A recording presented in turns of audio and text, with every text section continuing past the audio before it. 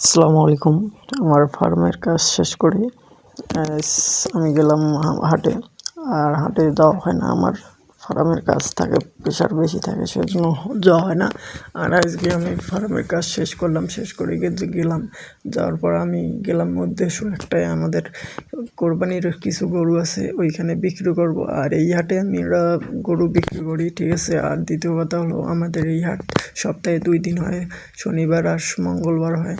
আর এইখানে হাট যদি ইনশাল্লাহ জাঁকজমকভাবে লাগছে। আর এইখানে যদি আপনারা অবশ্যই গরু কিনতে আসেন, জানতে পারবেন না, সেজন্য আমি বলতেছি শনিবার আর মঙ্গলবার হয় এই হাট। ইনশাল্লাহ আপনারা আসবেন, সঠিক মূল্যে গরু ক্রয় বিক্রয় হয়, এইখানে নিতে পারবেন।